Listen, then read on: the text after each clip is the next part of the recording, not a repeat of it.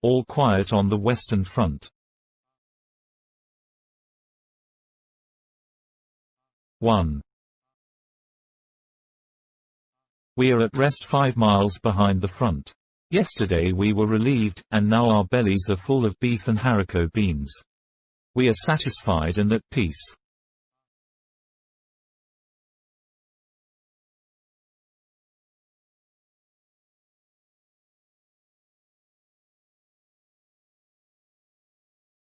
Each man has another mess tin full for the evening, and, what is more, there is a double ration of sausage and bread. That puts a man in fine trim.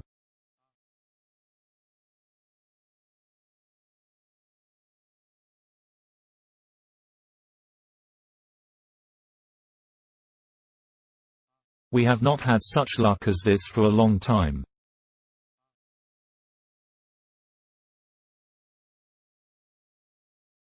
The cook with his carroty head is begging us to eat. He beckons with his ladle to every one that passes, and spoons him out a great dollop.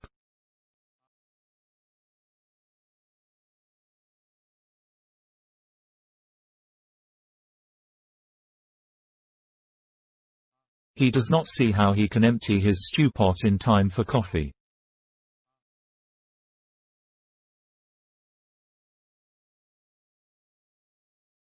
Jardin and Muller have produced 2 washbasins and had them filled up to the brim as a reserve.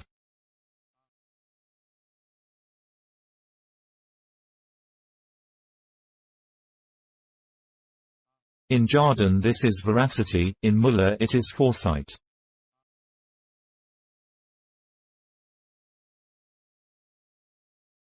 Where Jardin puts it all is a mystery, for he is and always will be as thin as a rake.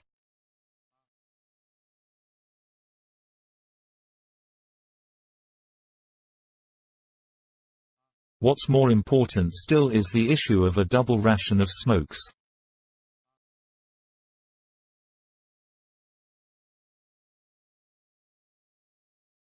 $10 cigars, 20 cigarettes, and 2 quids of chew per man, now that is decent.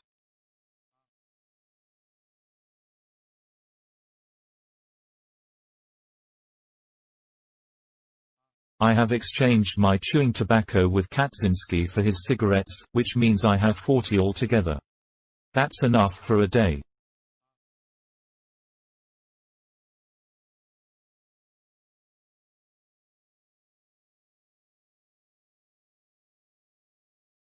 It is true we have no right to this windfall.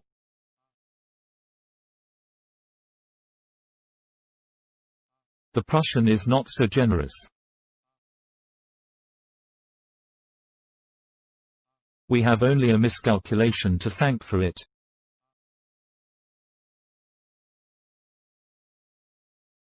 "14 days ago we had to go up and relieve the front line.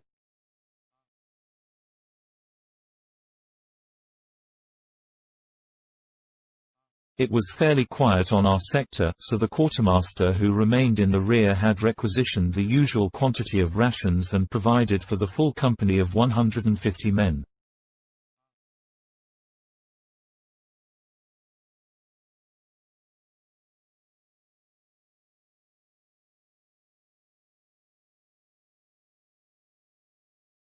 But on the last day an astonishing number of English heavies opened up on us with high explosive, drumming ceaselessly on our position, so that we suffered severely and came back only 80 strong.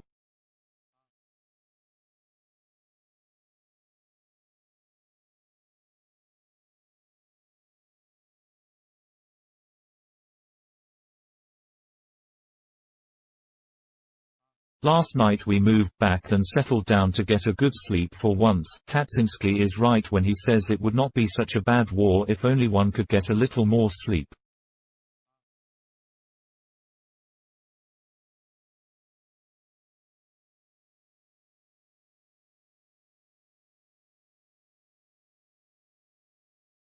In the line we have had next to none, and 14 days is a long time at one stretch.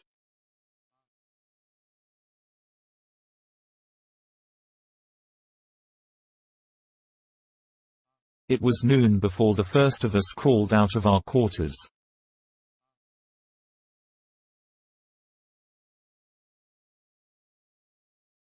Half an hour later every man had his mess tin and we gathered at the cookhouse, which smelt greasy and nourishing.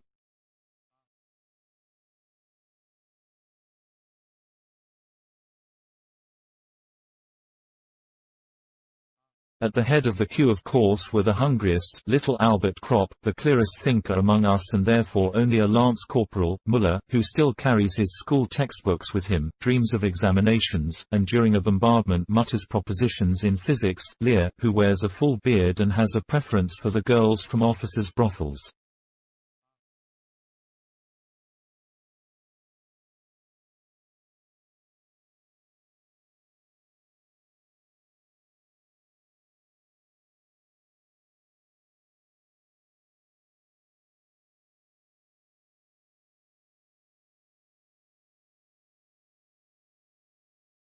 He swears that they are obliged by an army order to wear silk chemises and to bathe before entertaining guests of the rank of captain and upwards.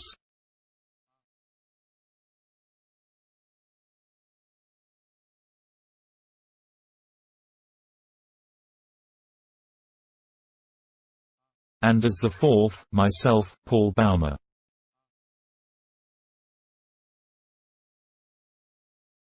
And 4 are 19 years of age, and all 4 joined up from the same class as volunteers for the war.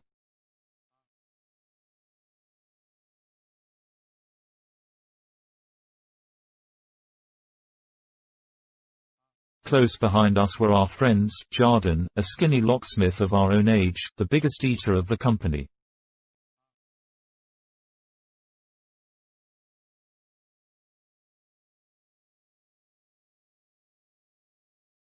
He sits down to eat as thin as a grasshopper and gets up as big as a bug in the family way. Hay Westhus, of the same age, a peat digger, who can easily hold a ration loaf in his hand and say, "Guess what I've got in my fist," then deterring, a peasant, who thinks of nothing but his farmyard and his wife, and finally Stanislaus Kaczynski, the leader of our group, shrewd, cunning, and hard-bitten, 40 years of age, with a face of the soil, blue eyes, bent shoulders, and a remarkable nose for dirty weather, good food, and soft jobs.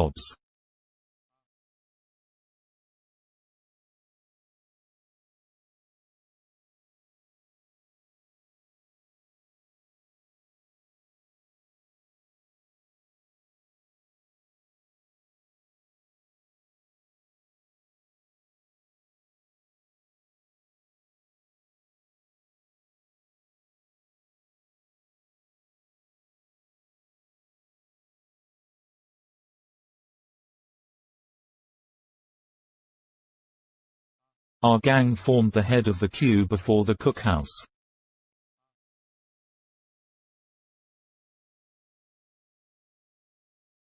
We were growing impatient, for the cook paid no attention to us.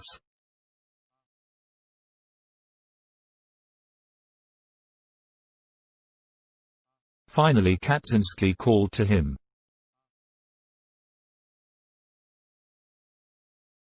"Say, Heinrich, open up the soup kitchen."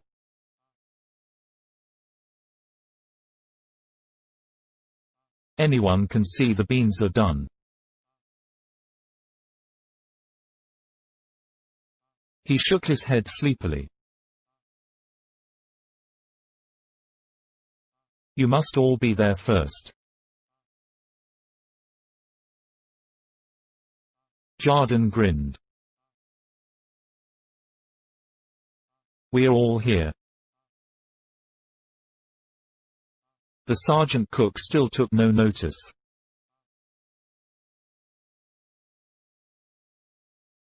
"That may do for you," he said. "But where are the others?" "They won't be fed by you today." "They're either in the dressing station or pushing up daisies."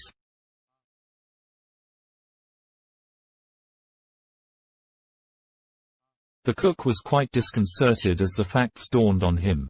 He was staggered.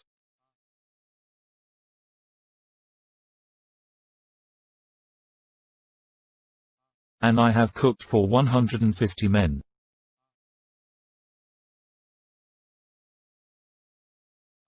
crop poked him in the ribs. Then for once we'll have enough. Come on, begin.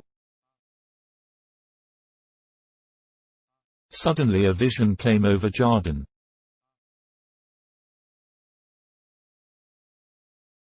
His sharp, mousy features began to shine, his eyes grew small with cunning, his jaws twitched, and he whispered hoarsely.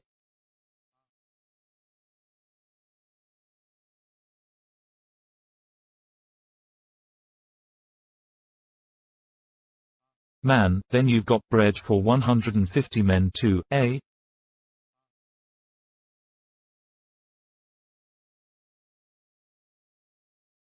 The sergeant cook nodded absent-minded and bewildered.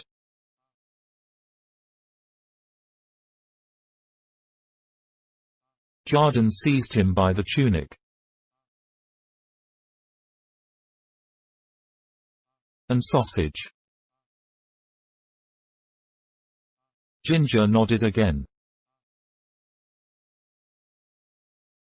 Jardin's chaps quivered. Tobacco too? Yes, everything. Jardin beamed. What a bean feast.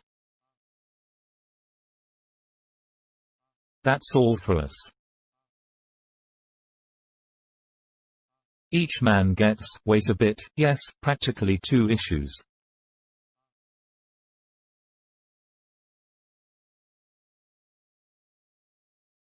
Then Ginger stirred himself and said,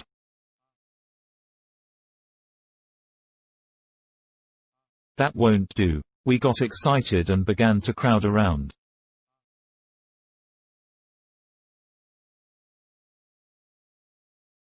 "Why won't that do, you old carrot?" demanded Kaczynski.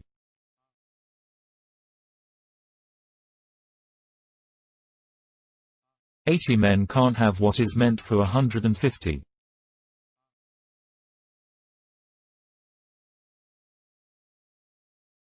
"We'll soon show you," growled Muller. "I don't care about the stew, but I can only issue rations for 80 men," persisted Ginger.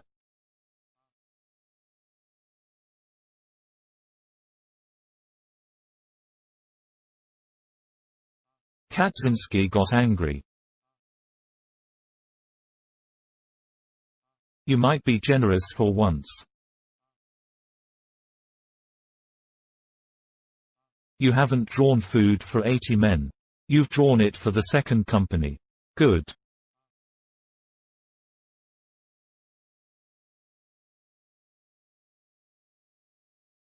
Let's have it then. We are the second company." We began to jostle the fellow. No one felt kindly toward him, for it was his fault that the food often came up to us in the line too late and cold.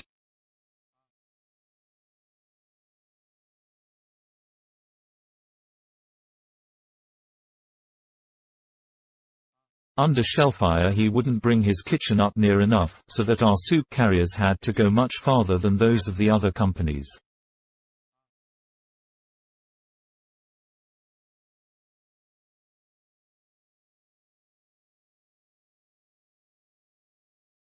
Now bulk of the first company is a much better fellow.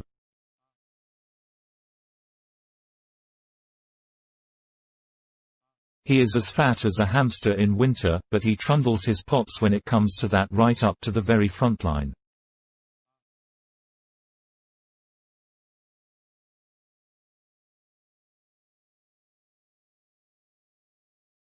We were in just the right mood, and there would certainly have been a dust-up if our company commander had not appeared.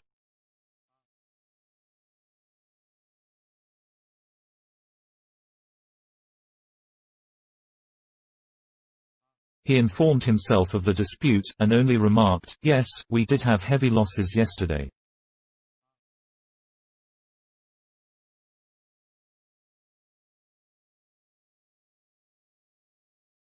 He glanced into the Dixie. The beans look good. Ginger nodded.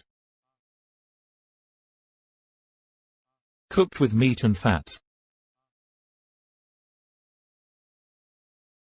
The lieutenant looked at us. He knew what we were thinking.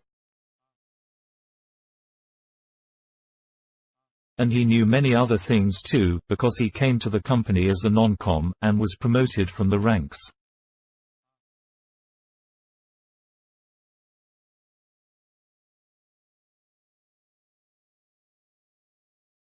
He lifted the lid from the Dixie again and sniffed.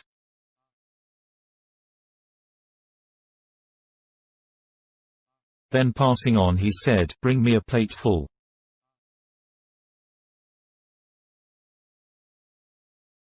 "Serve out all the rations." "We can do with them." Ginger looked sheepish as Jardin danced round him.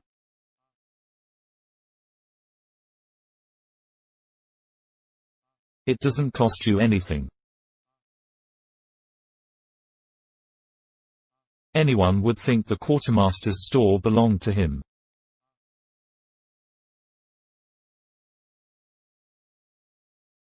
"And now get on with it, you old blubber sticker, and don't you miscount either."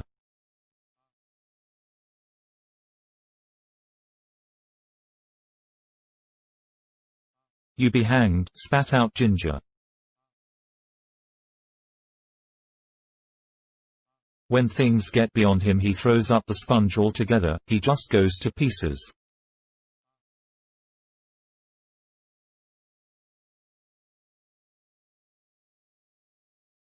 And as if to show that all things were equal to him, of his own free will he issued in addition half a pound of synthetic honey to each man.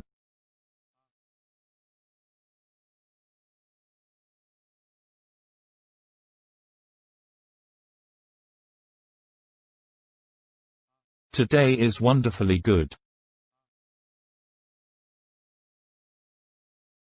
The mail has come, and almost every man has a few letters and papers.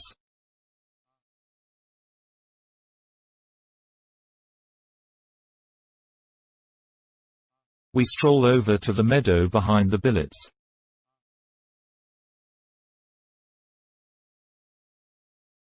Crop has the round lid of a margarine tub under his arm.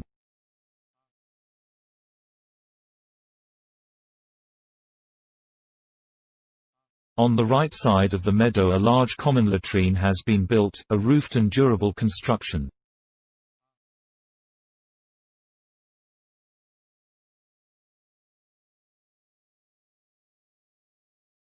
But that is for recruits who as yet have not learned how to make the most of whatever comes their way.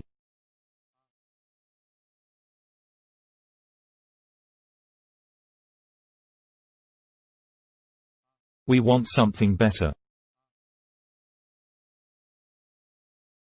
Scattered about everywhere there are separate, individual boxes for the same purpose.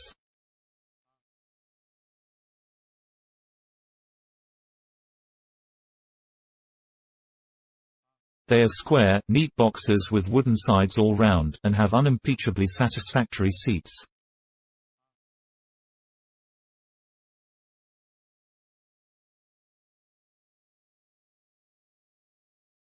On the sides are hand grips enabling one to shift them about.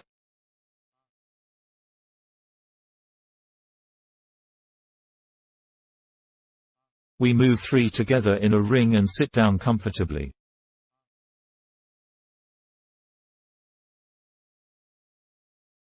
And it will be 2 hours before we get up again.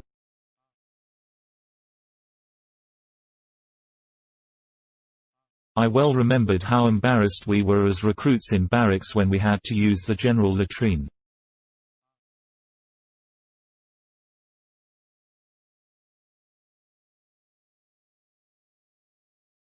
There were no doors and 20 men Saturday side by side as in a railway carriage, so that they could be reviewed all at one glance, for soldiers must always be under supervision.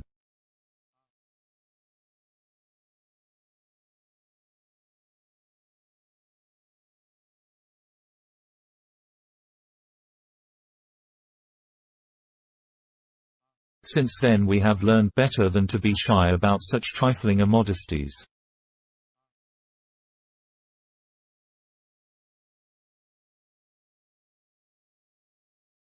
In time things far worse than that came easy to us.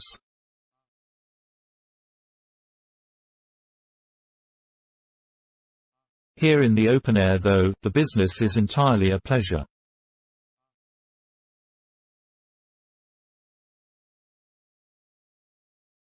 I no longer understand why we should always have shied at these things before. They are, in fact, just as natural as eating and drinking.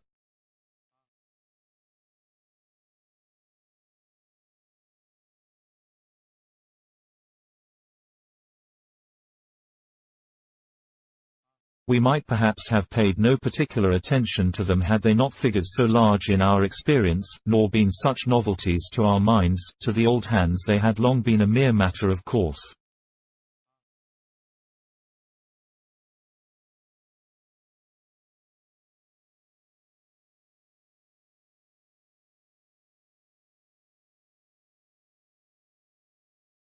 The soldier is on friendlier terms than other men with his stomach and intestines.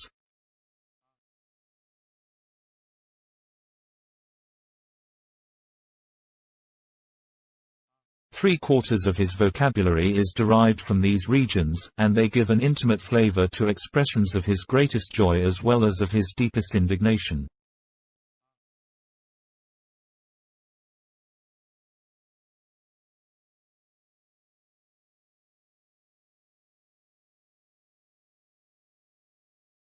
It is impossible to express oneself in any other way so clearly and pithily.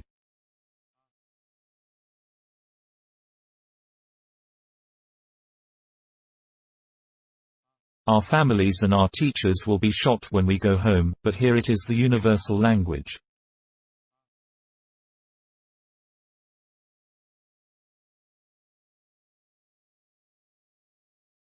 Enforced publicity has in our eyes restored the character of complete innocence to all these things.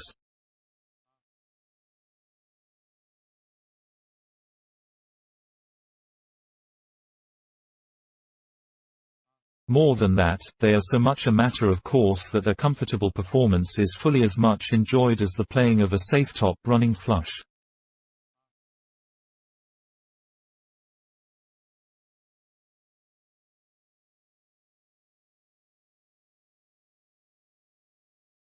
Not for nothing was the word latrine rumor invented. These places are the regimental gossip shops and common rooms.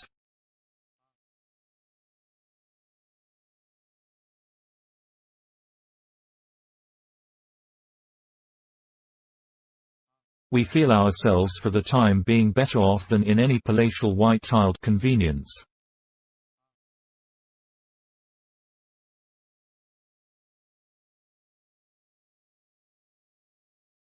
There it can only be hygienic, here it is beautiful.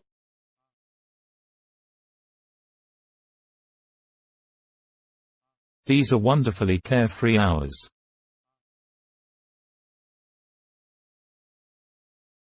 Over us is the blue sky. On the horizon float the bright yellow, sunlit observation balloons, and the many little white clouds of the anti-aircraft shells.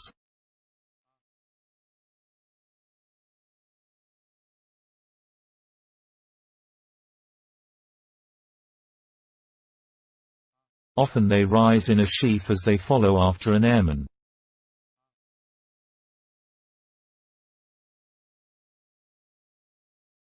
We hear the muffled rumble of the front only as very distant thunder, bumble-bees droning by quite drown it.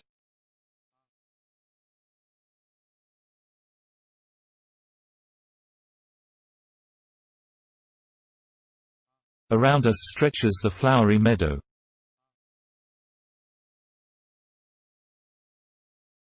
The grasses sway their tall spears, the white butterflies flutter around and float on the soft warm wind of the late summer.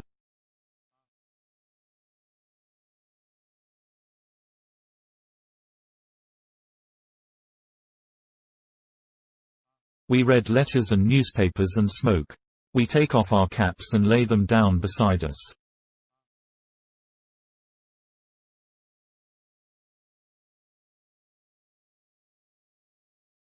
The wind plays with our hair, it plays with our words and thoughts.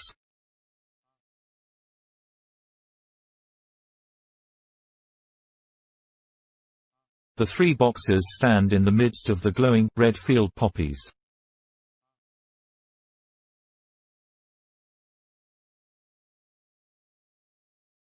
We set the lid of the margarine tub on our knees and so have a good table for a game of scat.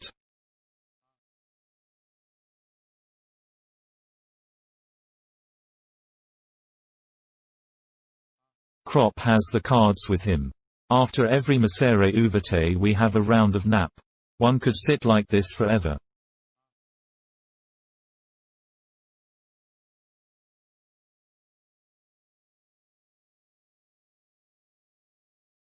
The notes of an accordion float across from the billets.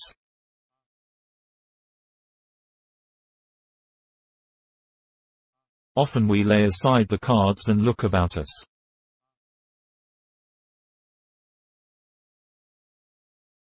One of us will say, "Well, boys."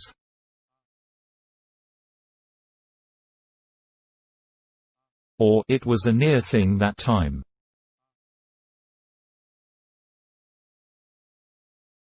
And for a moment we fall silent.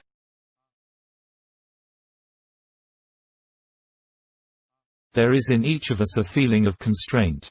We are all sensible of it, it needs no words to communicate it.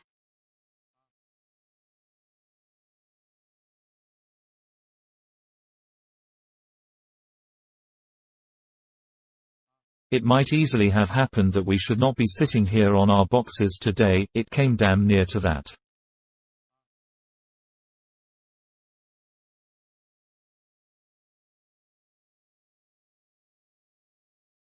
And so everything is new and brave, red poppies and good food, cigarettes and summer breeze.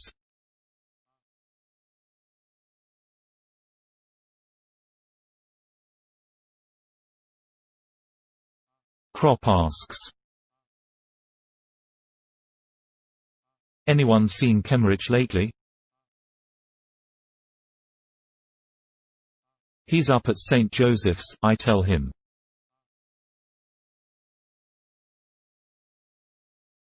Muller explains that he has a flesh wound in his thigh, a good blighty.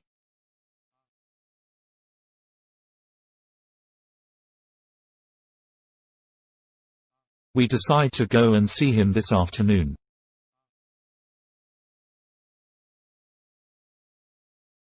Crop pulls out a letter. "Kantarek sends you all his best wishes."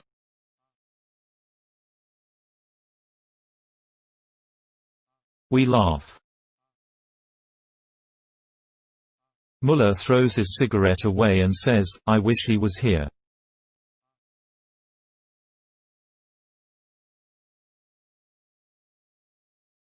Kantarek had been our schoolmaster, a stern little man in a grey tailcoat, with a face like a shrew mouse.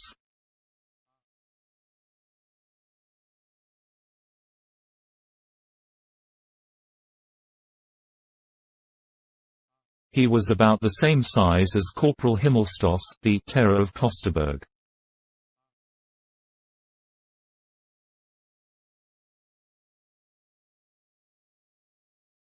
It is very queer that the unhappiness of the world is so often brought on by small men. They are so much more energetic and uncompromising than the big fellows.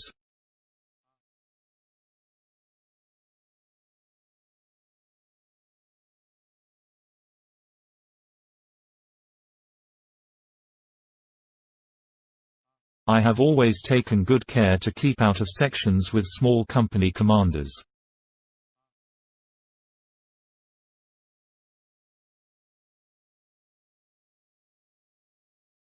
They are mostly confounded little martinets.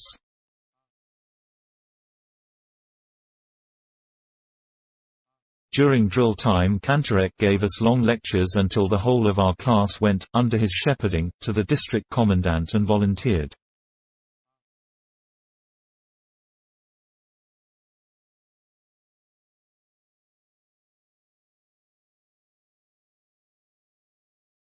I can see him now, as he used to glare at us through his spectacles and say in a moving voice, "Won't you join up, comrades?"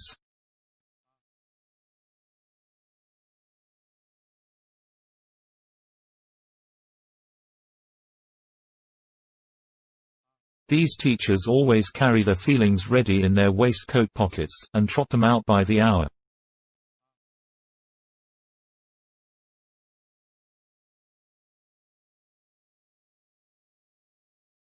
But we didn't think of that then. There was, indeed, one of us who hesitated and did not want to fall into line.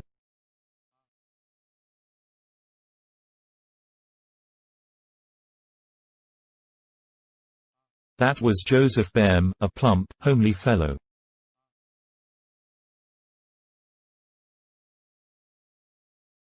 But he did allow himself to be persuaded, otherwise he would have been ostracized.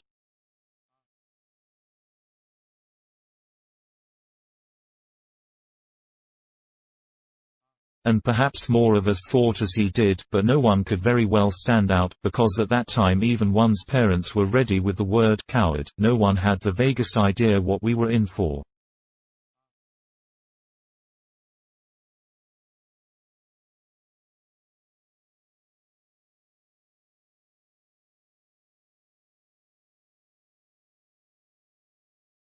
The wisest were just the poor and simple people. They knew the war to be a misfortune, whereas those who were better off, and should have been able to see more clearly what the consequences would be, were beside themselves with joy.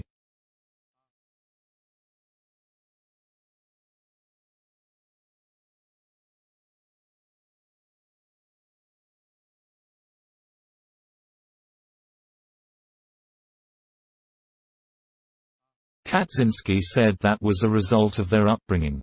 It made them stupid.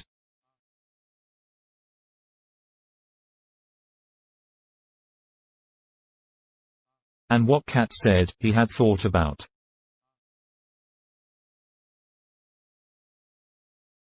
Strange to say, Behm was one of the first to fall.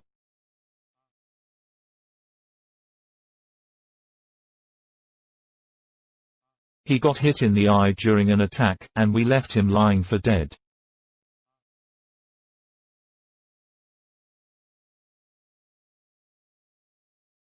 We couldn't bring him with us, because we had to come back helter-skelter.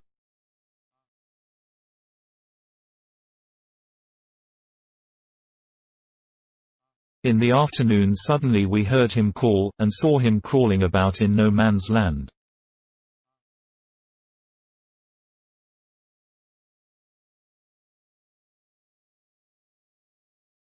He had only been knocked unconscious.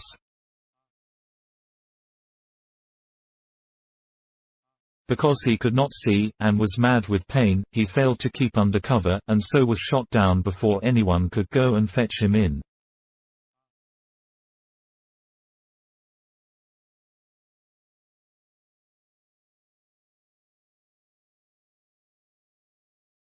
Naturally we couldn't blame Kantorek for this.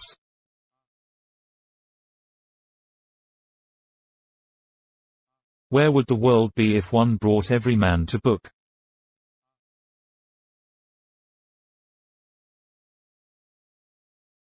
There were thousands of Kantorks, all of whom were convinced that they were acting for the best, in a way that cost them nothing.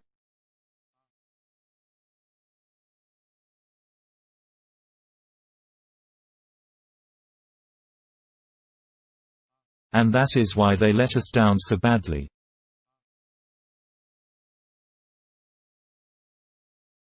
For us lads of 18 they ought to have been mediators and guides to the world of maturity, the world of work, of duty, of culture, of progress, to the future.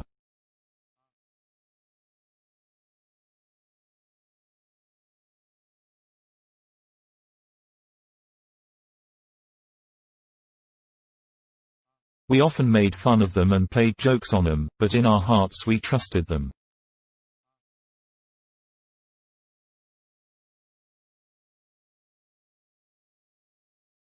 The idea of authority, which they represented, was associated in our minds with a greater insight and a more humane wisdom.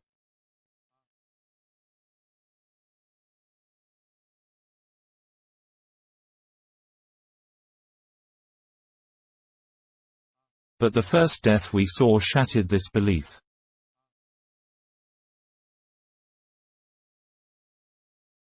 We had to recognize that our generation was more to be trusted than theirs. They surpassed us only in phrases and in cleverness.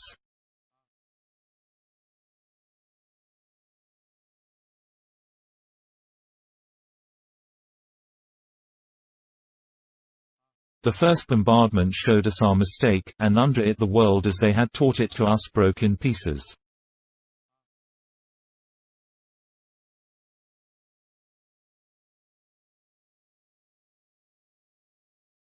While they continued to write and talk, we saw the wounded and dying.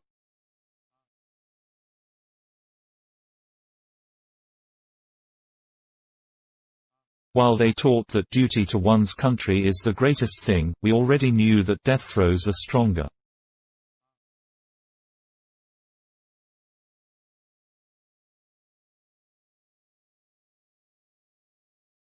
But for all that we were no mutineers, no deserters, no cowards, they were very free with all these expressions.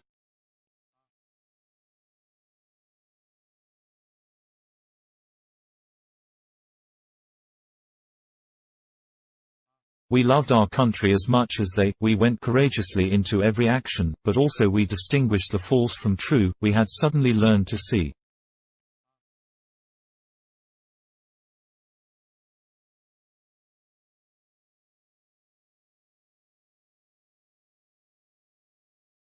And we saw that there was nothing of their world left.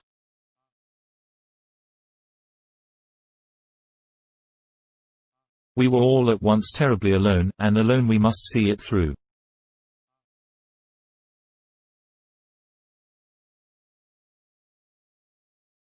Before going over to see Kemmerich we pack up his things, he will need them on the way back.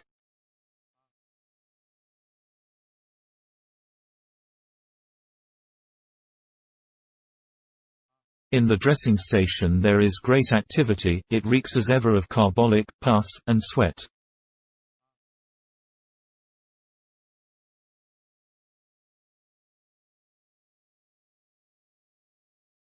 We are accustomed to a good deal in the billets, but this makes us feel faint.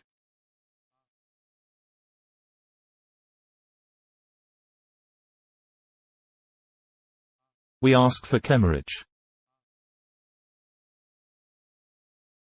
He lies in a large room and receives us with feeble expressions of joy and helpless agitation.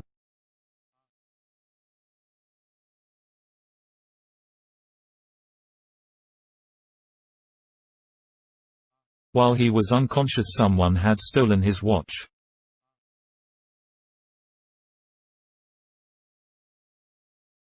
Muller shakes his head. I always told you that nobody should carry as good a watch as that.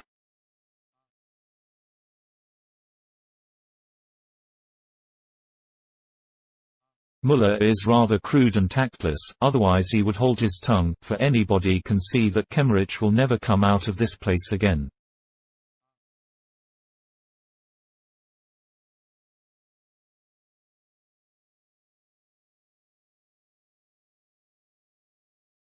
Whether he finds his watch or not will make no difference, at the most one will only be able to send it to his people.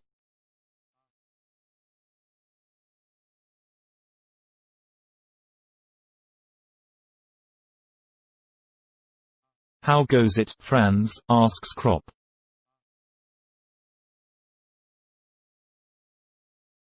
Kemmerich's head sinks. Not so bad, but I have such a damned pain in my foot.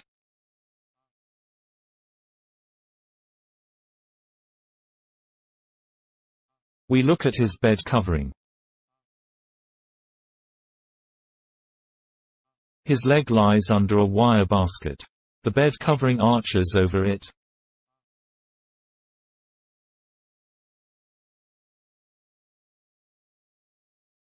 I kick Muller on the shin, for he is just about to tell Kemmerich what the orderlies told us outside, that Kemmerich has lost his foot.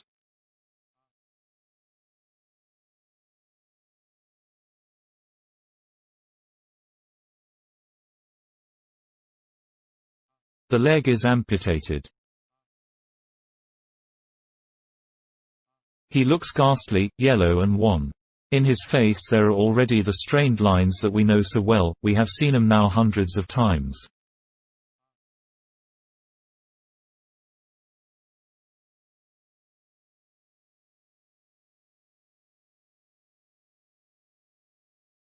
They are not so much lines as marks.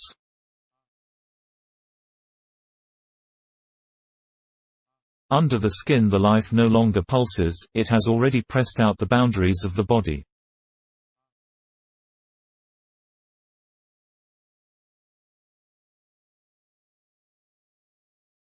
Death is working through from within. It already has command in the eyes.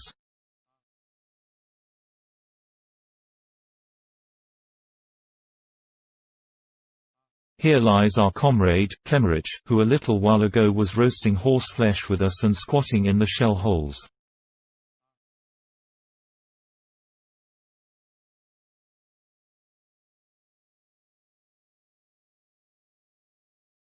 He it is still, and yet it is not he any longer. His features have become uncertain and faint, like a photographic plate from which two pictures have been taken.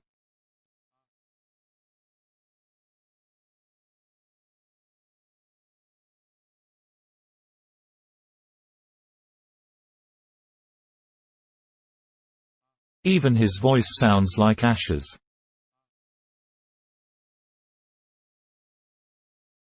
I think of the time when we went away. His mother, a good plump matron, brought him to the station.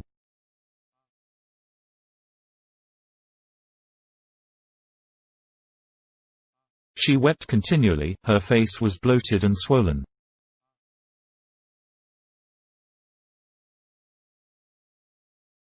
Kemmerich felt embarrassed, for she was the least composed of all, she simply dissolved into fat and water.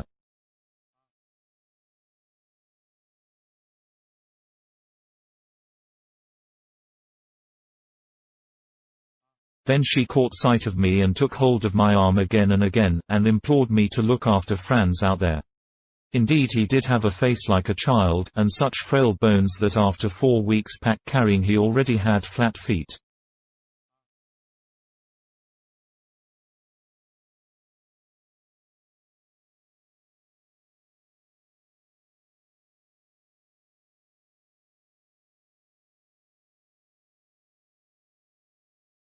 But how can a man look after anyone in the field?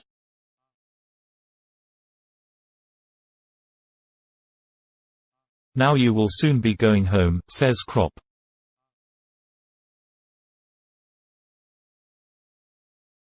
You would have had to wait at least 3 or 4 months for your leave.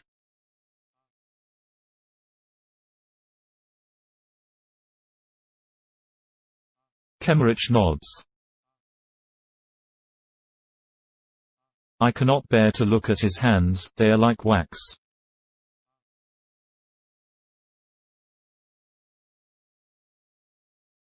Under the nails is the dirt of the trenches, it shows through blue-black like poison.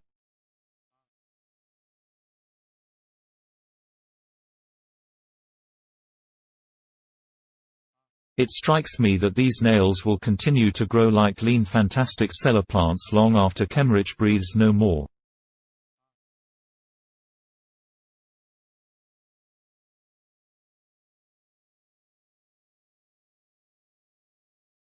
I see the picture before me. They twist themselves into corkscrews and grow, and with them the hair on the decaying skull, just like grass in a good soil, just like grass, how can it be possible?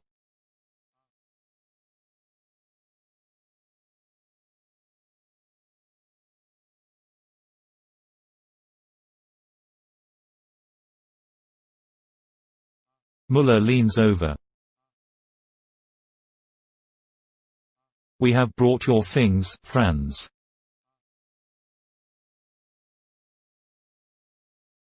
Kemmerich signs with his hands.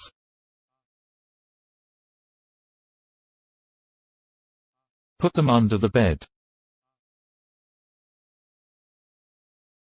Muller does so. Kemmerich starts on again about the watch.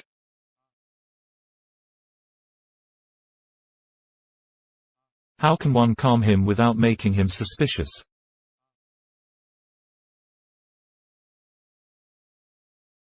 Muller reappears with a pair of airman's boots. They are fine English boots of soft, yellow leather which reach to the knees and lace up all the way. They are things to be coveted.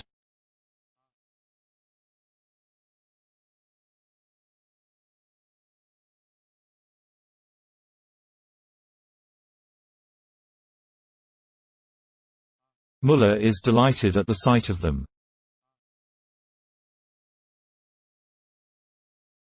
He matches their soles against his own clumsy boots and says,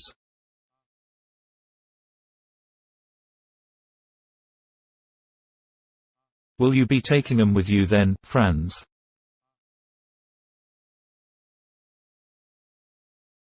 We all three have the same thought. Even if he should get better, he would be able to use only one. They are no use to him.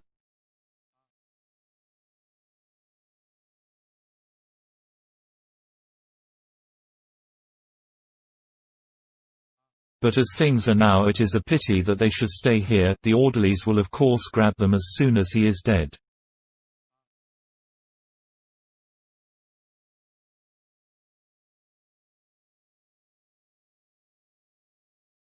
Won't you leave them with us? Muller repeats.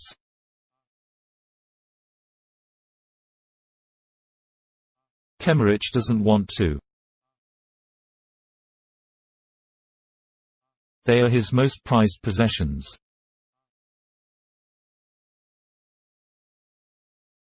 Well, we could exchange, suggests Muller again.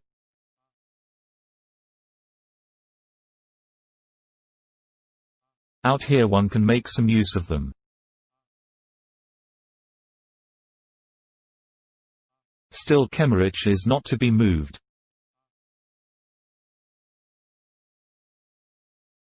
I tread on Muller's foot. Reluctantly he puts the fine boots back again under the bed.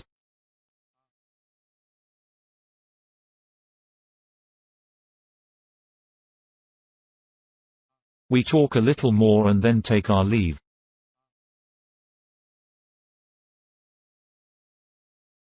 Cheerio, Franz. I promise him to come back in the morning.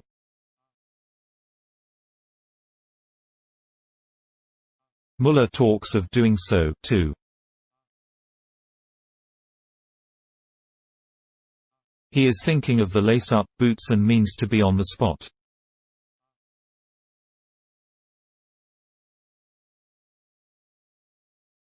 Kemmerich groans. He is feverish.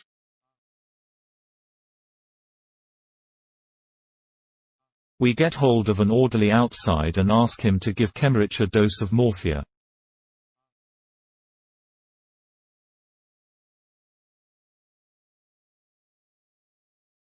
He refuses.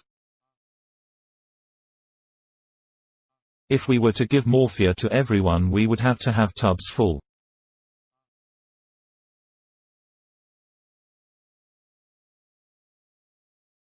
You only attend to officers properly, says Kropp viciously.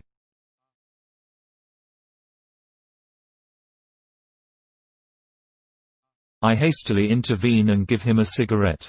He takes it. Are you usually allowed to give it, then? I ask him.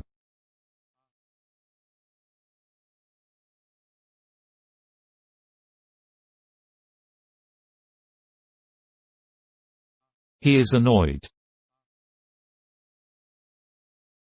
If you don't think so, then why do you ask?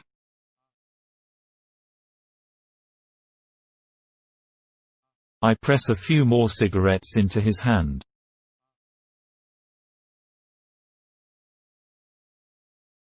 Do us the favor. Well, all right, he says. Crop goes in with him. He doesn't trust him and wants to see.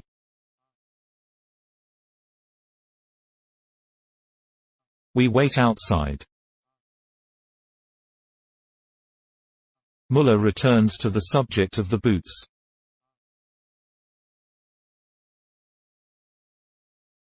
They would fit me perfectly.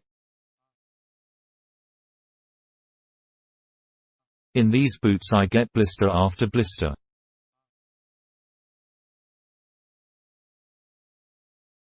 Do you think he will last till tomorrow after drill?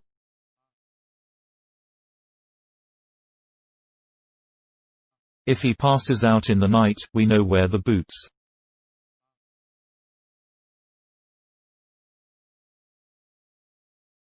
Crop returns. Do you think, he asks. Done for, says Muller emphatically.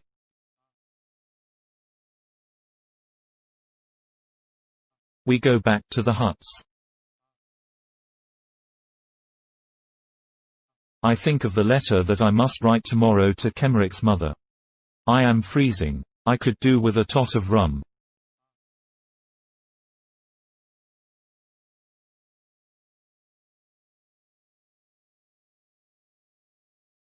Muller pulls up some grass and chews it.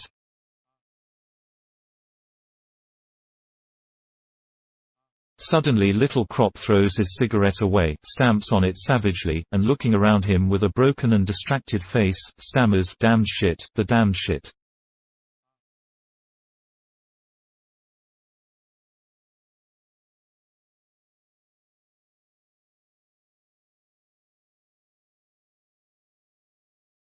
We walk on for a long time. Crop has calmed himself, we understand, he saw red, out here every man gets like that sometime.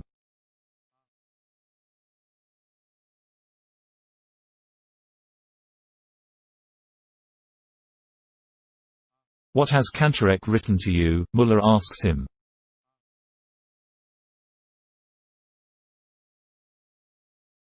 He laughs. We are the Iron Youth.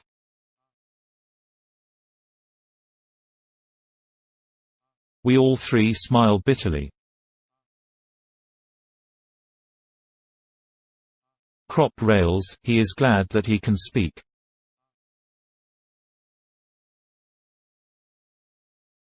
Yes, that's the way they think, these 100,000 Kantorks.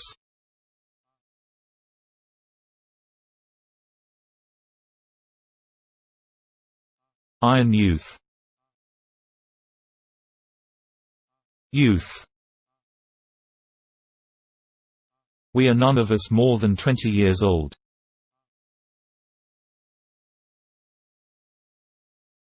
But young? Youth, that is long ago. We are old folk.